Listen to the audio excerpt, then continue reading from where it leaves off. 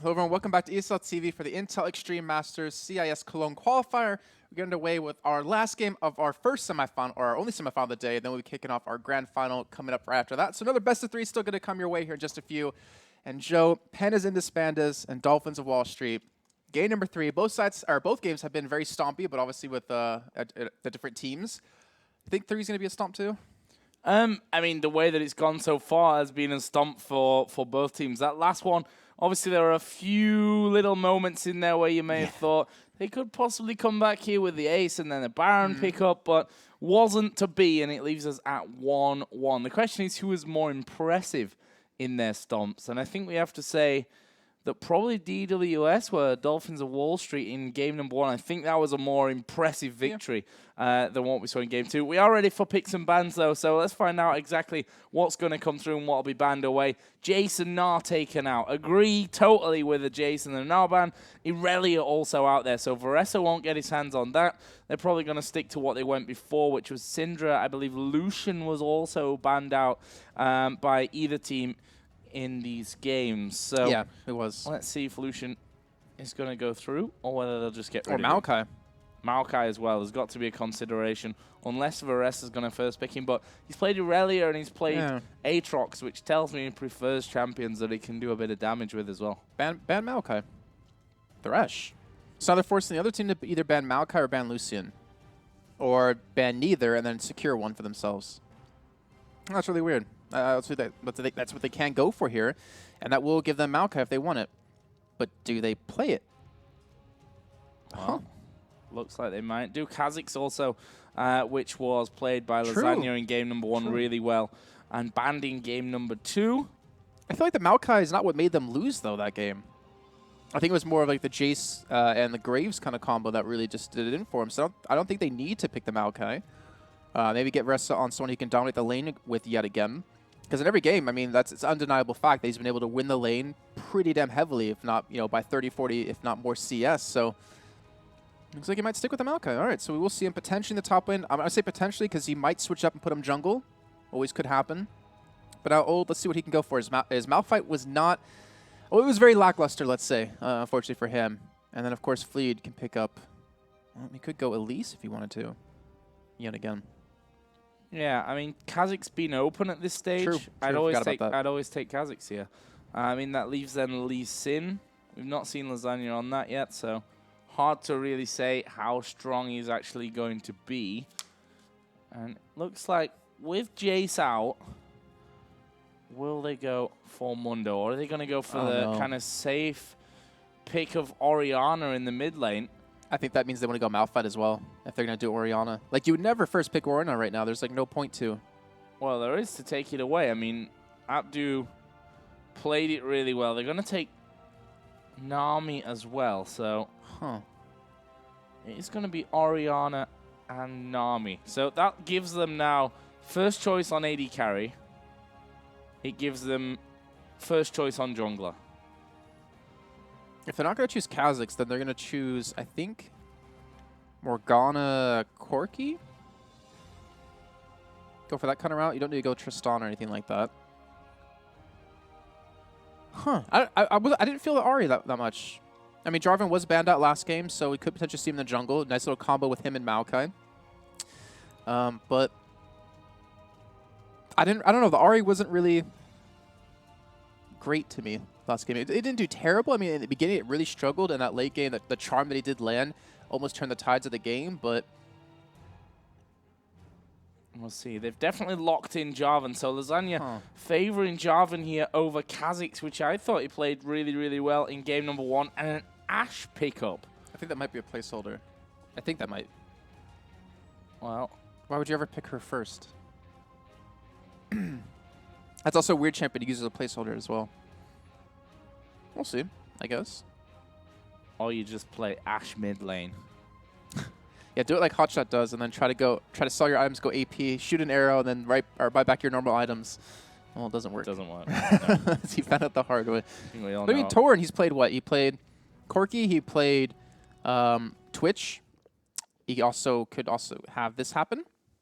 So I guess we can show our pretty faces one more time here, and then ask them what the Ashe was for.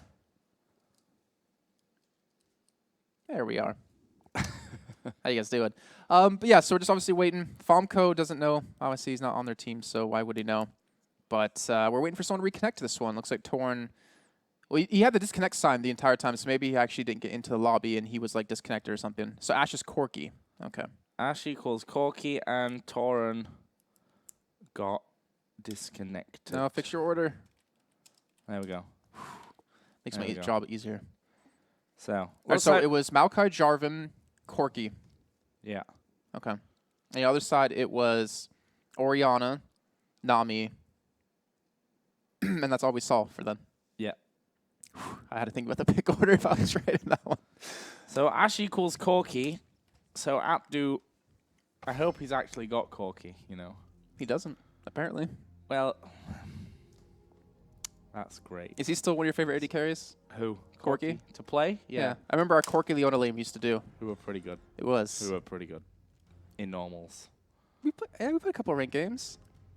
I can't remember. But let's Probably get back lost. into the draft anyway, because that's what you really care about rather than... Wait, Kazakhs? How is he? What?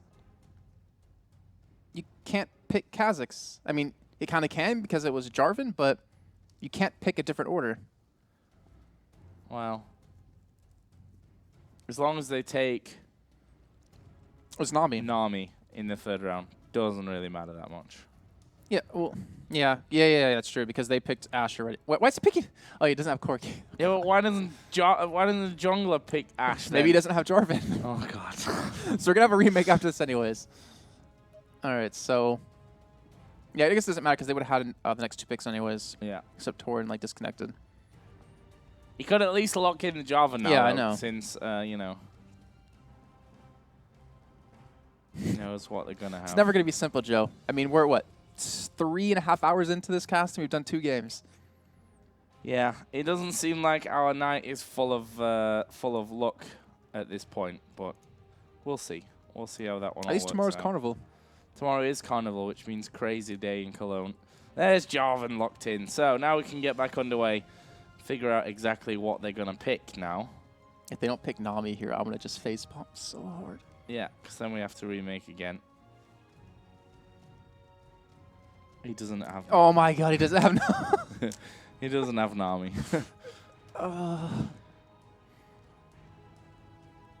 Oh, guys. So... I guess it doesn't matter too much since we have to remake already, but... That's true.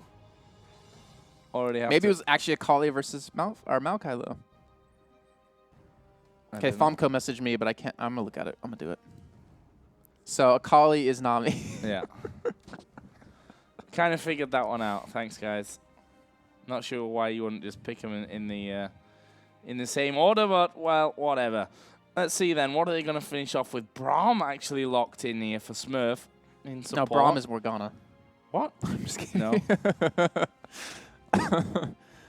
Oh, yeah, so Braum Corky, like you're saying. Corky, yeah, not Ash, because Ash is just a placeholder as well. Looks like they might go, and they will go for Xerath once again, which we saw in game number 1. Actually played, though,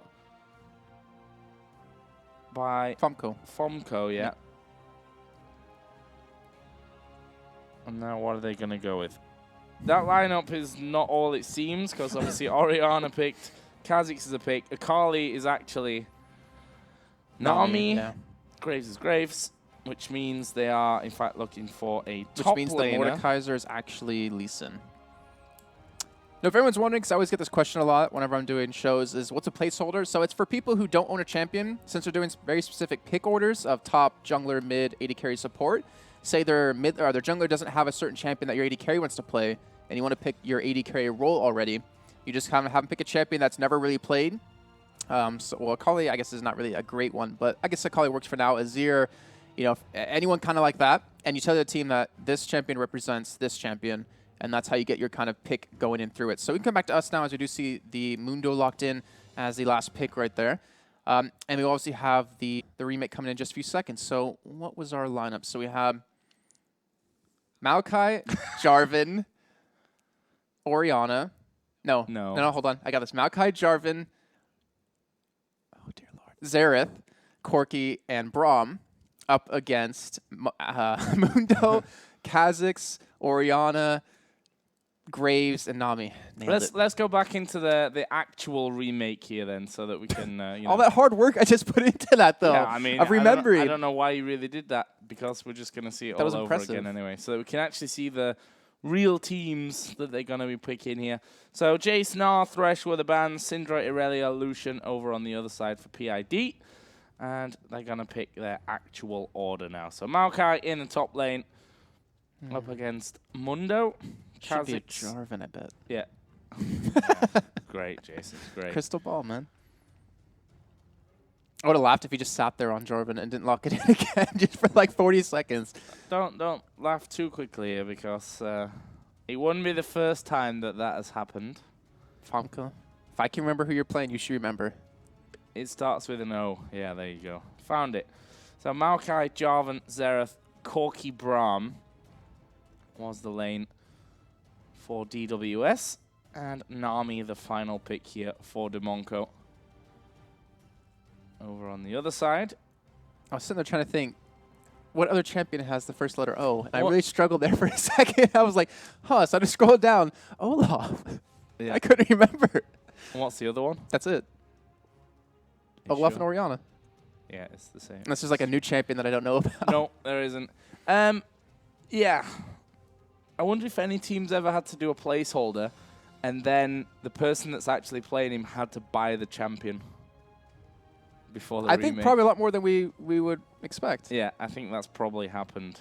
Or the amount of times that someone, they crashed in champ selects, we had to remake the lobby, and then they fixed their runes and masteries. Yeah, I mean, that happens a lot more often, I'd imagine. So, what do we think to these comps then? Maokai banned out in game number 1, got through in the last game, and wasn't, unstoppable, but was getting to the point that Maokai gets to where you just can't really do a lot about him. Mundo could be a similar thing here if they can, get him going. Like, if he gets dove before he hits level 6, for example, although between Jarvan and Maokai, is the damage going to be there to take down even a level 4 or 5 Mundo underneath his tower? Still could be a little bit dangerous. Obviously, Kha'Zix, which was played by Lasagna in game number 1, going to be there with Fleedic this time around, and we'll see how his performance comes. In game 1, he played Lee Sin, which wasn't bad, I think. I don't think he had a bad game with Lee Sin. Yeah, his start was pretty good. Orianna played in game number 1 as well by Abdu. In fact, they've basically just swapped roles here. It was Abdu on Orianna and Fomko on Xerath in game number 1. Xerath really didn't get much going for him, to be honest. He had a good early game, and then he got, I think, controlled. Got decent farm. Didn't really get to be involved too much after that. Like, his ultimates, he got maybe 1 or 2 charges off here and there, and didn't really get anything going that way. Tauren on Twitch in game number 1 for me was really, really impressive.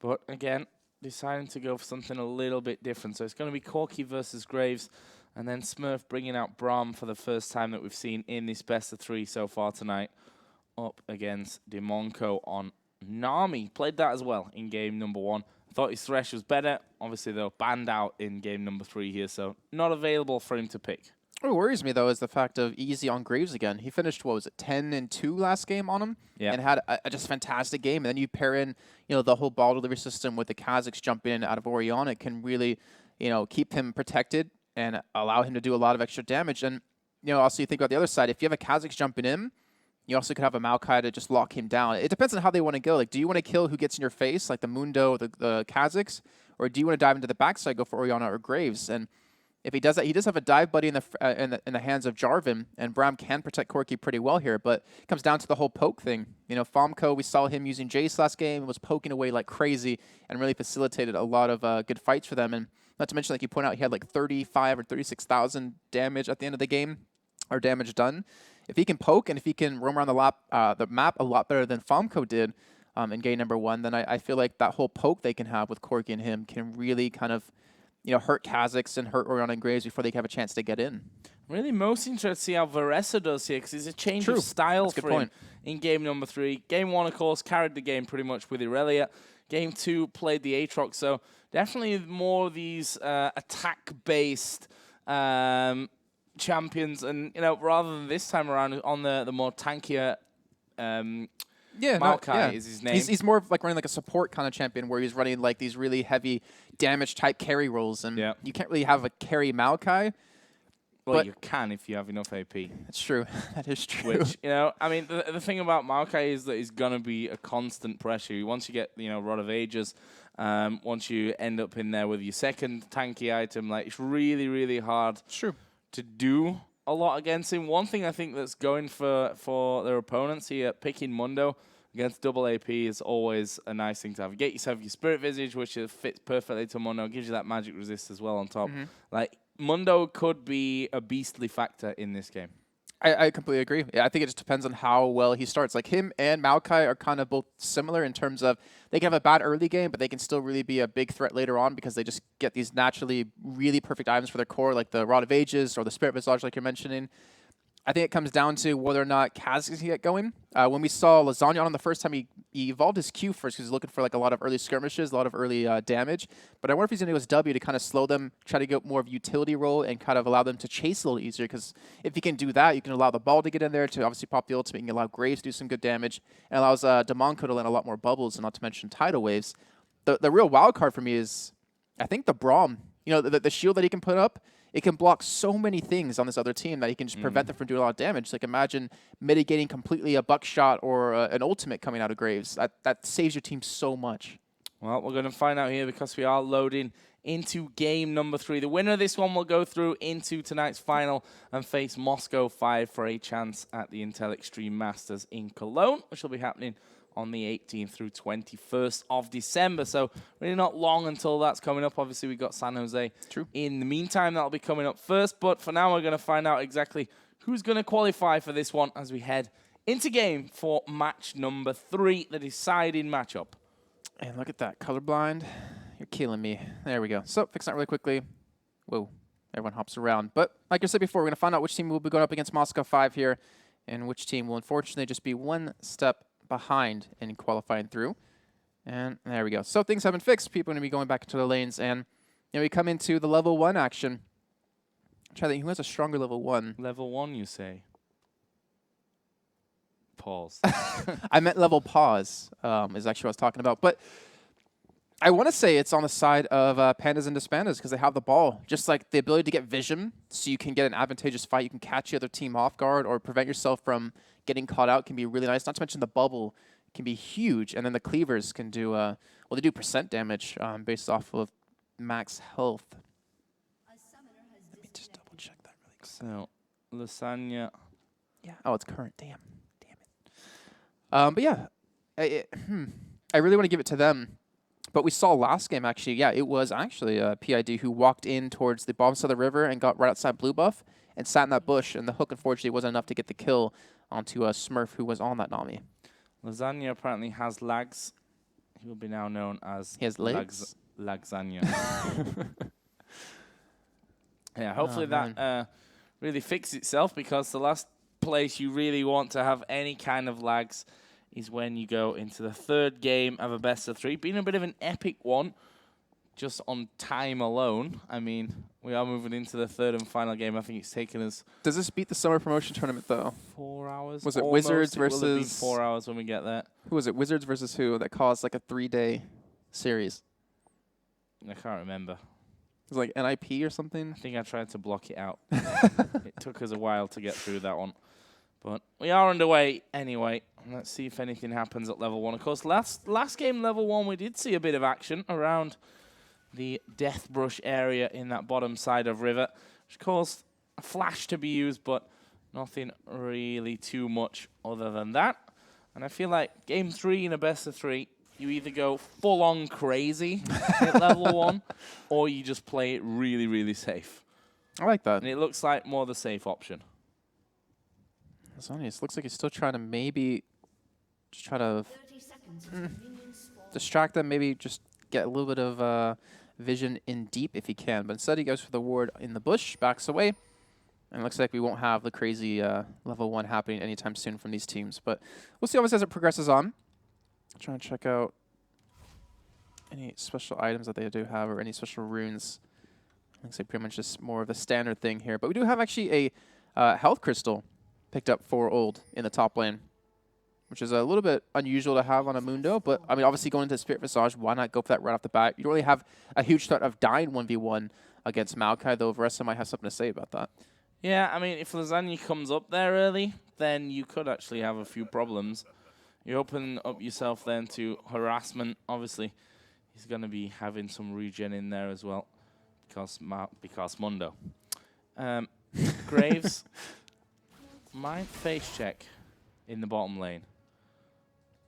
And that would be bad. He is going to face check here. He might actually be getting stunned up. One more auto attack will actually do that. And they get rid of about 2/3 of his health right from level 1. And that's really not what you want. If they can rush to level 2 here and actually get some good damage in there, force him right back onto that turret, they may just be okay with this. As you want to get the farm as well, even when pushing that one heavily. And they will, for now, still be sat at level 1. But these first few minions of level of the next wave will decide who actually hits level 2 quick enough. And what exactly comes of that. Maybe it'll just be nothing by the end of it. Nami's actually trying to play this one fairly aggressive inside of the brush. Get as much harassment off as possible. And despite that good start, getting the stun in there, we see that it will, in fact, be PID that get level 2 in the bottom lane. And we'll be feeling then a little safe. They also, let's not forget, even though the harassment was there, they have Nami, so they have that heal to actually keep Corki topped up from, Graves topped up from that one. Torin does get bubbled in there, might actually get stunned, and there's a flash going to be used. And look at this Lasagna coming around as well. There's a flash in the stun, and there's a flash from Jarvan on the backside. The first blood goes over to Torin. They used a lot there in terms of summoner spells, but I call worth on that one. Oh, that was so smart out of him flashing, realizing it was one more attack away from the stun. Allowed Lasagna to get in there with his flash to pick up the kill, so fantastic job of them. Good early start. And that was one thing that they kind of were in trouble with, is the fact they have melee versus range support, and range support's kind of reign king right now. As you saw, Demonco, after Easy kind of got harassed early on, healed him right back up, applied pressure, and turned it right back onto them. But first blood over the side of Torin. And that does give him a little bit of a lead here. We'll see how much he can really allow it to kind of build up throughout this one. As Lasagna, again, like we were talking about before, with the jungle changes coming out, you don't really see most junglers really gank until level 4. But he comes out of the jungle level 3 and works out well, catches him off guard. Well, that's what you got to do sometimes. Play a little bit out of the ordinary. And it was, he covered some amazing ground. Obviously, one of the real advantages of Jarvan anyway, but flash into the flag and drag to get the knock-up. And then a bubble even right at the end to try and get the save. Didn't quite work out for them. So that leaves them 1-0 up, closing in already on 1,000 gold, which is not a massive amount of gold in itself, but only 4.5 minutes in. Certainly the start that DWS were looking for in this game. And considering almost every game so far we've had, they've been down in CS in the beginning. True. And they're currently leading top. They're pretty even mid, leading bottom. It's not a bad start for them. That's actually looking pretty good. See if they can actually continue that one forward, though. Torrent just hits level 4. Easy only level 2 for now. We'll actually get level 3, and that's a good bubble coming out. Looks like they want to be fairly aggressive with this one. Easy might actually get stunned up, though. That should be free damage, but Torrent not working on much mana there. And already used an early phosphorus bomb in that exchange. And that's Braum, blocked a lot of the damage. Yeah. Got them the stun in as well, despite that both of them did get bubbled up right at the very start of the engagement. Yeah, and not to mention his Relic Shield is able to heal him up quite well. Torn going to get bubbled up yet again here. The shield coming in, just like you talked about. Demonco getting stunned up, though. It looks like he should fall from this. Torn picks up another kill. And it looks like he may even turn onto Easy. He's about to get stunned from this one. And this is the thing. You had Easy go back to base, return with full health, full mana, a couple extra pots, mana pot in there as well. And yet they still lost out on the 2v2 fight right there. Torn is going to be so far ahead with those 2 kills. And he's even sticking around a little bit longer. Yeah, why not? They're actually going to go here, have a bit of a bash at Easy. Just 2 more auto attacks will do it. There is the stun coming in. Not quite got the damage. Torrent didn't want to go too far, just because a buckshot probably would have been enough to actually kill him at that stage as well if he got too close to him. And that will certainly force now Easy to back away. means that Demonco will be coming back into lane at roughly the same time, but Corki gonna have a good time back in the shop, actually picking up 2 Doran's blades, or a second Doran's blade, plus the Phage, a couple of pots in there as well. We'll come back to lane. Up against a pickaxe from Easy. So Easy got the kind of pure damage, if you like, from that one, and now we see, look, Oriana coming towards his top lane. Old is level 6. There's the ultimate going to be popped. Oriana is going to be coming in that backside. Varessa actually trying to stay away from the tunnel. The turret pops his ulti, and the shockwave completely missing there. But now they bring Kha'Zix up. They do finally finish you off, but it took a hell of a lot to get him down. This is one thing that they did so well last game for PID was punish Varessa. They realized he was able to get them really going in the first game. Why not punish him when he's really pushed up aggressive on the top side? Get Old going, who's had a rough 2 games here so far. Pick up an easy kill, allows Old to catch up in CS, and honestly, kind of gets them back in the game, considering their bottom lane was already struggling so much. But look at this, Flea gonna walk straight into Lasagna here. Zerath ultimately used as well here. He's missing every shot, though. Finally hits the last one, Flea, a sliver of HP, but he should be able to get away from this Lasagna. Not going to commit under the turret, and he will survive this one, but he has lost his red buff for it, and that is a good pickup here for DWS.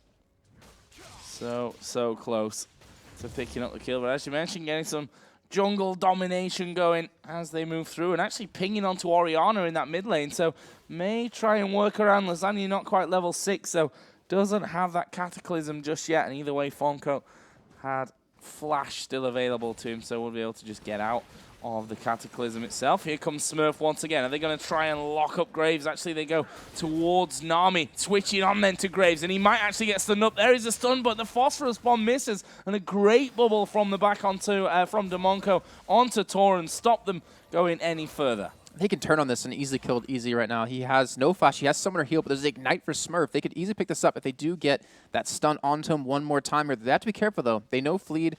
Now, he was at his red buff. He went back to base. They know they just gave blue buff over to Oriana. So they have to be careful of Kha'Zix appearing here in this bottom lane. But they've already asserted their dominance. You know, you see level 6 to 4 here. And with that Phage built up, the extra health, extra speed is definitely going to help him out here. But look at this. He's going to ward up. He's going to spot out Kha'Zix. And he's not going to get hit by the slow. So I will thwart him one more time. And Fleet is just really kind of, I don't want to say he's been struggling. He did have a successful gank on the top side, but he hasn't been able to find an avenue into either of these lanes in bottom or middle.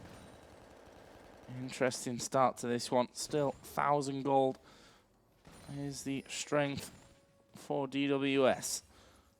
60 to 45 CS. That's Look at that lot damage. With the ultimate rockets now, which will make this poke all the more deadly. Actually, Kha'Zix has started to move around towards this bottom side. Jarvan is still there, but he's recalling. So, oh, he didn't. He didn't actually leave. So he's going to show himself in the lane. Still, they might have done enough here to get some tower damage, although with Kha'Zix there, be able to basically void spike everything away. Let's see how that one all works out for him. As they do, in fact, just decide to back away on that bottom side. We do see Fleet, though. He went for his void spike evolution, so he went for more of a utility kind of role instead of that, you know, skirmish, burst someone down with evolving that Q. Let's see if that actually comes to haunt him a little bit. Whether that works out for them. The good old Summoner's Cup slamming in to the minions there. Great sound. Still not as good as Jax on turrets. Sure, it'd hurt a lot more if it was a real Summoner's Cup, though. How heavy was that thing? Pretty heavy. Damn. Like really heavy. I mean, you can just see how heavy it is. Like it's massive. So yeah, I'm not sure most normal people could actually throw it. So that's why Mundo gets to throw it, because he's a beast. Anyway, Lasagna coming into this middle lane, seeing if he can have an opportunity on Fomco, but, well, not really. He was already pushed too far up the lane. And they decided to get back into farming. Actually, I say get back into farming. He headed down towards this bottom side. The only real thing left on that side of his jungle for him to take was those golems. So get that, maybe head back home for a bit of a shop. We'll see. I don't think there's much available on the bottom lane, so be wasting some time down there.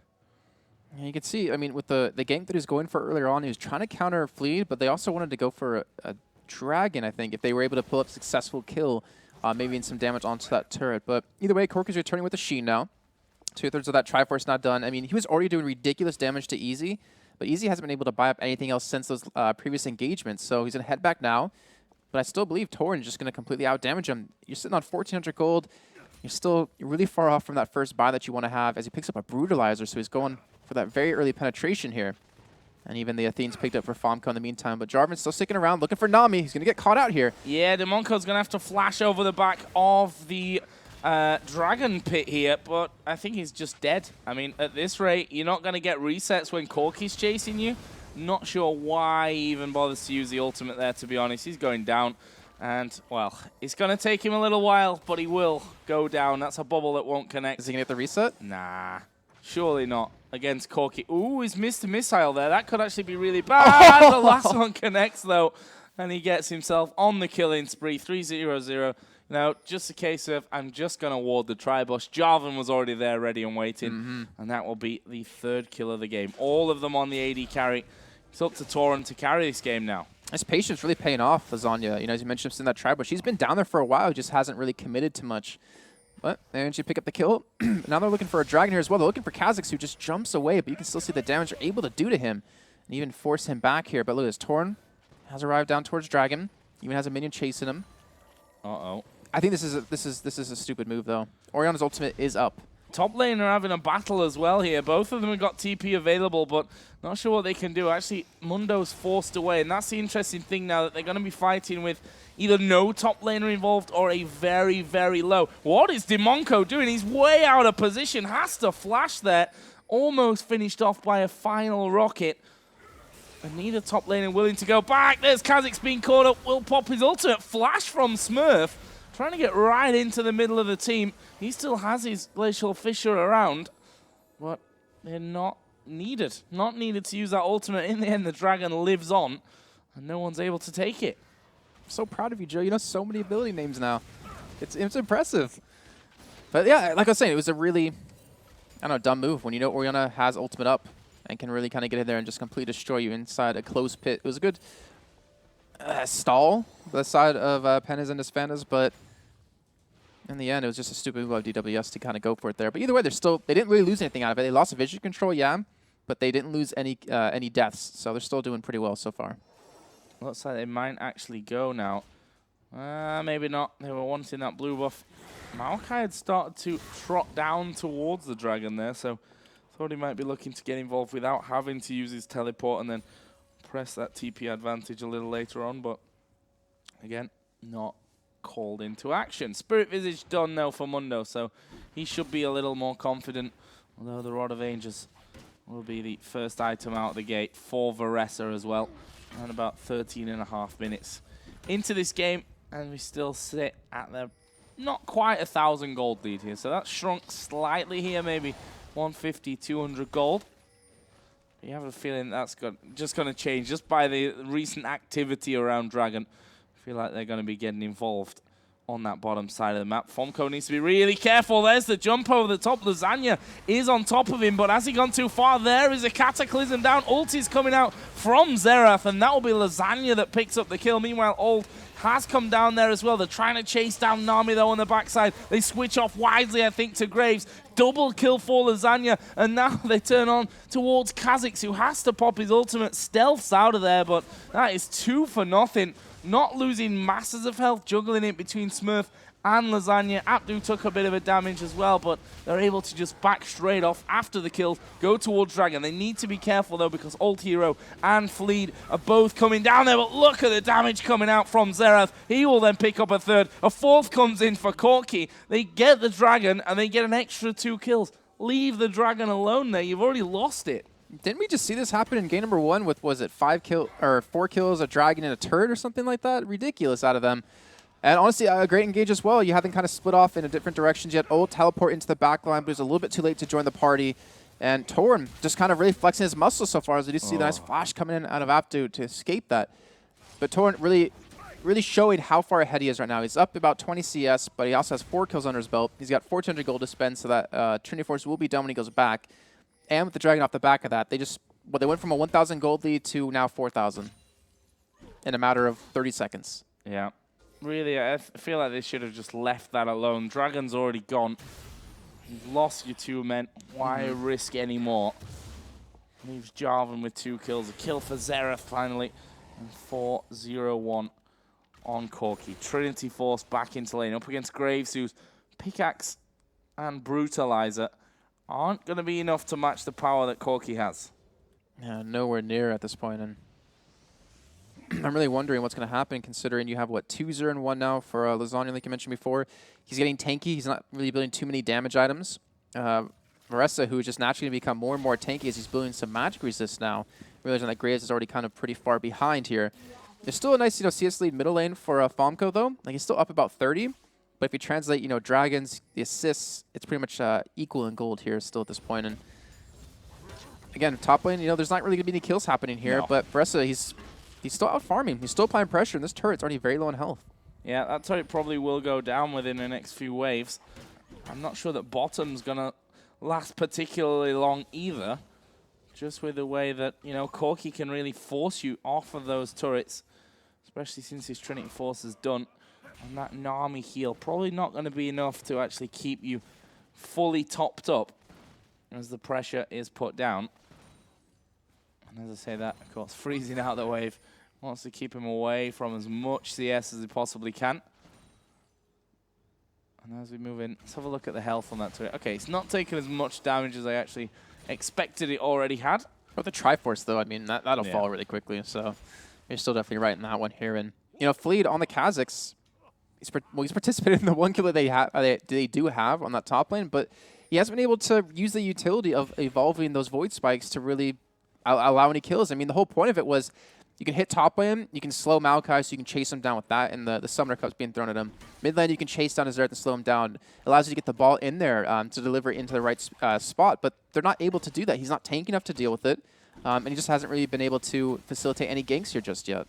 Well, that's a lot of damage from Abdu onto Famco, and actually they might be able to track him down. There's the ultimate coming in. It makes it a lot easier when Braum has knocked him up, and it's going to be Abdu that finishes off there. One final blast, and that's why, a support roaming can be so very dangerous. Can also be dangerous for the other side. Down in the bottom, though, look at the damage that comes out onto Demonco. Cataclysm comes down. Tauren unstoppable now at 5-0-1. And now we have to think about something you mentioned before, Joe, in that last game. Will they drag it out? Will they just try to hold on, or will they surrender? Obviously, it's your last game of the best of 3, so you kind of want to go for it. But it's already 9-1. It's a 4.6 thousand gold difference here. And honestly, DWS proved last game, or in the first game, that they can definitely finish a game smoother and quicker than their opponents can. And looks like this blue buff will be stolen away, keeping it away from Fleet and Famco. And even that pink ward will be taken down here in just a few seconds as well. So that would be another turret going down the bottom side, or the first turret, sorry, going down the bottom side in favor of DWS. And the first one of the game. 6,000 gold difference now. Yeah, and the mid-game power of a fed Corki is what's going to make you finish off these games a little bit quicker. Top lane's actually having a bit of a fight. Bottom lane is probably dead at this point, as we see the Valkyrie in over the side, and this time it is Smurf that says, I'm taking one of these kills. I've set pretty much all of them up by now. I think I'm allowed to steal one away from you. Also, the fact is that Maokai, there he is, all dead and tree-like on the floor. Yeah, so I got one. If a Maokai dies in the top lane and no one's watching, do we know does it make a sound? Apparently not. I didn't hear anything. But it shows that old hero can 1v1 him, and he's still looking pretty damn healthy. He's about half HP, so might as well start for him. But, I worry. He's building up magic resist. That's all good and fun. But when you have a Corki who has a BF sword now, who's 5-0-2, has 20 CS lead over his opponent, will you be tanky enough to deal with him? And with this random and Omen coming in, it will help out. But Corki still does an insane amount of damage besides that with his true damage off his E, and not to mention magic damage off those rockets. Yes, exactly. Mixed damage coming through. Smurfia might actually catch Demonco out long enough with the stun there. They're actually going to push through. Phosphorus bomb comes in. I think he was trying to bait them to stick around a little bit longer so that Kha'Zix and Orianna could actually join in the fight. But what he's actually done is just give another kill away to the AD carry. 6-0-2. Xerath's just finished a death cap. There's a Sunfire Cape on Lasagna. This is where they really need to push their advantage now.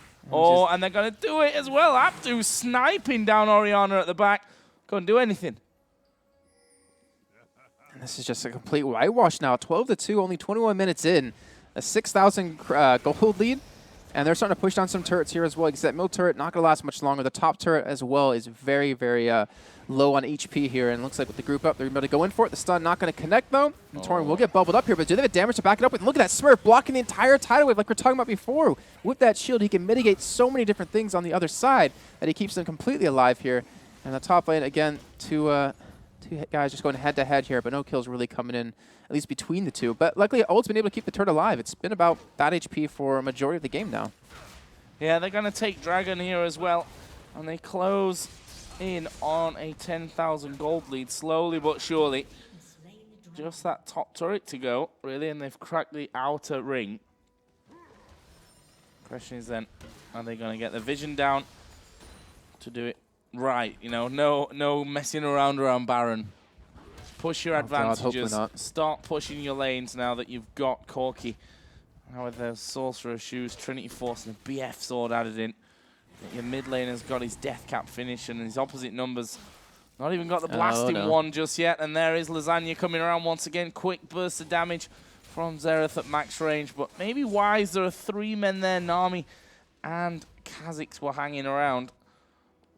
Jarvan says, no, I'm just happy to actually just back away at this stage. Spend up a little bit more gold. And we'll see what he comes back to play with. Negatron Cloak, so even more defensive stats to play with. Yeah, it's kind of like, why do I need damage when Corki is... Oh, Corki and Xerath are just so damn dead right now. Graves still got no Infinity Edge finished either. At this rate, there's going to be an Infinity Edge for Torin before Graves, which would be a bit of a problem if it isn't already. We'll see how that one all works out. Here we go then. Smurf and Lasagna looking to try and get some ground in the enemy jungle. Need to be a little bit worried about this one, though. Demonko coming through. There's a bubble landing onto Lasagna. And actually, they put the ultimate down. They're going to turn around and go right back into this fight as Xerath gets in range. He can throw his ult in. Doesn't quite finish off Demonko. He had to use his flash to get out of range. And that's maybe just cleared them, got them low enough to actually go straight in for this middle turret. Look at that. They've all moved around the map quick enough. All 5 there for DWS. That mid turret's going low. There's a 2-man shockwave, but 2 men's just not enough. They got rid of the minions, though, which is an important part of trying to hold on to this tower, but I think they've got it. Once that flag goes down, you might even not bother with that, just use the flag to try and get across, and there they do, get in on top of Orianna. He actually got away from that one. The Cataclysm only trapping Mundo in, but they got the turret. And not to mention, they have so much poke coming out of Xerath and Corki that they can just siege away at these turrets. Not to mention the great catch-up they were able to do and to kind of push them back, force them to heal up, and give that turret away. So not only were they up to, 10 kills, they're now up 3 turrets, and they're almost up 10,000 gold. This lead is just getting bigger and bigger, and well, like we saw in game number 2, there is a potential chance for a throw here. It looks like Xerath will be able to secure that blue buff for himself as well.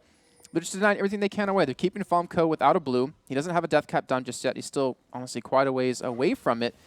And yeah, he had a big lead in the beginning in terms of CS, but that lead doesn't mean anything right now when you have to worry about Xerath, you have to worry about Corki, not to mention Jarvan, who's still well, hasn't been killed just yet. No, 203, some Fire Cape, Elder Lizard, and a bit of tankiness extra on top of that with some incomplete items. Did finally see Graves get his Infinity Edge as a Hex Drinker on Kha'Zix.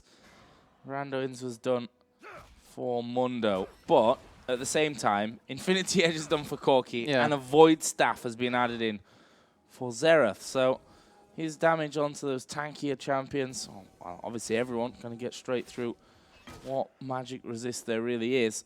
Orianna, for example, not going to last long if Xerath catches a combo. I mean, it's nice that they, Graves able to complete an item.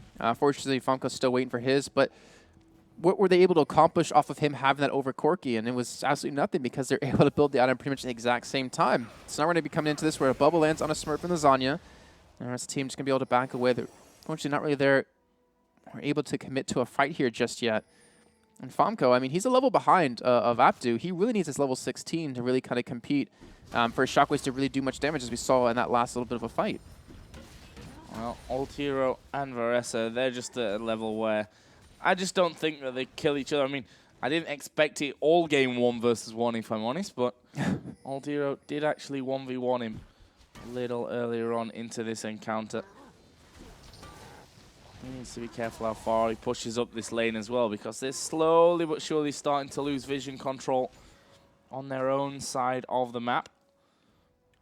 Luckily for them, 2 players are actually stood on top of one of their own wards, so they've got vision of what Smurf and Lasagna are doing. I'm surprised they don't know that there's a ward there, considering they were just spotted out there before. Either that or they don't care that that ward's there. Maybe. Oh, they do have a... Wait, really? They're not going to take down the pink ward? Well, now they know they're doing Baron from this ward alone. This solo ward is being a trooper here. If they're just kind of baiting them in, waiting for someone to kind of face check here. But again, they're on top of a ward, and Lasagna was trying to solo Baron, but as you can see, really not going to be able to do too well here. As you see towards the top side, Hero going to get caught out a little bit and drop pretty low. Moon's pop his ultimate here and kind of stay alive. As Lasagna joins the party, look for the Cataclysm. Flash going to come out of Moon. He's going to get over the wall, and he will survive here. As we see, Zereth connecting his ultimates onto 3 people towards that red camp, so he's able to kind of just push them away as Torin picks up the 1v, well, basically 1v1 against Demonko here. Torn is now 7-0-3. He's godlike, and they're not done just yet. Aptu coming for the backside. Gray's ultimate going to land across 3 people, but not kill anyone here. And the Orion ultimate going to connect on Lasagna, finally pick up 1 kill. So they do finally exchange a 1-for-1 trade there. And at this point in the game, honestly, that was a good trade for them, considering they lost a support who was already at 0-6, now 0-7, for a jungler who hasn't been killed just yet. And they've just given Smurf a red buff as well, which, honestly, Brom's pretty annoying anyway when it comes to chasing you down, but that red buff really will give him even more to work with. He's just recalled and actually got the Locket of the Iron Solari. And I'm assuming more items will be not too far behind, especially if they can finish off this dragon, which, looking at the minimap, they will be able to do. And for PID, they're just trying to regain some vision of their own jungle that they lost with that last push. They've got ward inside the Baron pit. That one on the corner behind the red buff pit stays as well. And yeah, looks like we're actually going to be seeing double Locket for DWS. And why not? They are pretty far in front. Over 10,000 gold. Just 28 minutes into this one. And this has been a bit of a strange best of 3, you know, 3 maps that have been one-sided, really. Yeah. Outside of the first maybe 10 minutes of each game, one team has been able to take a real stranglehold on it. We are going to see a flash in here. And, well, Lasagna hanging around is enough to scare everyone away. It was a good attempt. He was trying to catch up to give him a man advantage for attention to their fight, but now all it did was made it so he can't escape this Cataclysm, and he can't really do much when it comes to people just getting right in his face here. So they're going to cut some more vision. So actually take a look at what they do have here. As you can see, they go up towards the top side of red, and just one more towards Wraith Camp would actually allow them potentially to start up this Baron map. But look at what we actually do have here. I don't think this ward's spotted. No, it's just out of the range, but they can see Baron being done. They can see them coming around for it if they do try to go for it. So honestly, Demonko, that ward he went for a little bit early on, perfectly well placed. And we'll see that's going to actually allow them to not really have to worry about going for Baron anytime soon, or at least face checking it here, which has already cost them so many lives, or at least in terms of Demonko now. This is where I'm interested to see if they can hold on to a turret, because they can use Zerath's ultimate aggressively just to force them away from the turret itself, especially if that's onto Oriana. You're kind of losing your wave clear there, because Graves has got to step up really close, and we see they don't even need the ultimate in the end. Just his pure poke damage is enough, along with Corki, to get them out of reach. Bottom lane, of course, the 2 tanks are just basically bashing heads over and over and over again as they try and keep each other away from what's left of the turrets. We did see Graves just picked up his 2nd item, the Yomo's Ghost Blade. So Infinity Edge Ghost Blade compared to Trinity Force, Infinity Edge, and another BF sword here picked up for Torrent. And tier 2 boots. And tier 2 boots. Get the most out of that magic damage. And now we have to start to think about, you know, the 2 top laners, the 2 tanks, they've just been farming up this entire game, but who's really more impactful when it comes to these team fights, the Maokai or the Mundo? And I had to say it's the Maokai, just the AoE damage reduction off his ultimate, the ability to catch someone out with his twisted advance. As you can see, Baron being started up here, down about half HP or close. Smurf trying to keep them away. They have to know what's being done right now. They obviously have a ward on top of it as well here, and Smurf is just... He's not being taken down that low. He needs to hop over the wall, but he has nothing to get to as a good Fisher going to go off. Not really connect too much. It's going to slow them down long enough. It's going to allow them to pick up Baron. It's stolen away, but Fleet jumping in and he gets stunned up. He's going to pay the price as he does get taken down. But it's a 1-for-1 trade here so far, and the fight's not done just yet. As Steve Ressa, he's just tanking them up. Not really taking any damage here. Just see Smurf on the side. Torn going to get caught out, and the shutdown going to come in. Easy going to chase down Braum, be able to pick up a kill on him, or at least allow him to escape this one. And Old, he is just tanking them up with that ultimate running, keeping them slowed, allowing the rest of the team to get in there. Fomco with the ball going to allow at least a shutdown onto Xerath. And now Varessa, the Barons, we saw it happen in game number 1. And yet again, the throws are going to happen around at Smurf. The only one going to escape. And then the steal from Fleet was fantastic, allowing for that, allowing for the 4 kills, and allowing to honestly just catch right back up into this game. And Joe, you're like shaking your head. I just don't even know. I mean, Braum at the backside of the Baron there, for me, doing a fine job of keeping him away, and then tried to run away. Now, for me, it looked like he was going to have to use his ultimate anyway. Yeah. Surely you'd stick to Kha'Zix and just ult straight onto Kha'Zix, make it an easy ult, not move off to the side and then try and stun him up once more, try and keep him busy at least in that area. But in the end, you know, give the credit where it's due to Fleet. I mean, he jumped over the wall, got that last second smite off. They get the Baron, and now, I mean, I can't really say they're in a position to come back. I mean, it doesn't get any better, kind of gifted on a plate to you, this kind of comeback, but we'll see. These fights, when they've actually happened how they should, have been pretty dominant so far for DWS, but you know, losing out on 4 men, losing out on a Baron steal, is definitely not in the game plan. That's the danger of trying to do Baron up against a Kha'Zix. Like, if you think about who has the execute damage, Kha'Zix, obviously with his Q. Like, he does more damage, the low health. Yeah, and that's the thing, right? They just showed that they can siege towers up in the top lane. Why risk with crap vision control and Braum trying to stop anyone jumping in? Why risk the Baron there? Like, you've already shown that Xerath can force them completely away with Tauren then hammering in with his rockets as well. Didn't need to do it. May pay the price. They've lost the Baron buff now, but they're also so far ahead that it might not actually matter. It's true. It's true. And you know, that Baron, you know, besides all those facts, I really wonder why they kept attacking it. Like, they could have taken the vision away. Yeah, they knew that Kha'Zix was there. I mean, yeah. Oh, Fomco actually getting caught out here. That's a decent little shockwave, though. We'll actually bring a couple of them back. Good ulti in from Braum. Fomco going very, very low. And there is the Cataclysm used on 1 man. That needs to be cancelled here so they can dive onto the next one. It will be Flea that's knocked around in the air. He should be finished off. Where is Tauren? He's pretty far back from this one, and Flea actually got away from it. But what is Easy doing? Caught out of position, and he will go down there. And I'm not sure if was he disconnected? He was definitely not in the right position. I didn't see a stun onto him, or was there? I just missed it. It's possible. I mean, we'll see once he actually comes back in. But this is now 4 men pushing onto the inhibitor turret with Corki there. They should be able to take this one down. Still need to be a little bit careful, though. Well, definitely now, because Mundo's coming in. And he can actually do a deceptively large amount of damage, especially when Kha'Zix then can jump in and actually start finishing you off. And there's the slow. And they keep the chase going. Tauren, what? Oh, he got really far pushed up there for a second. Yeah, stepped in just to try and rocket them back, but I don't know if it's even worth trying to do that. Just get the hell away from them. Alt hero. You can see his regen is pretty ridiculous. 23 HP with every tick. Honestly, right now, DWS are really lucky that Fleet isn't level 16 to have that evolve Q to just jump in and just destroy someone. And that fight was so weird, too, because we had old heroes 1v1 Abdu.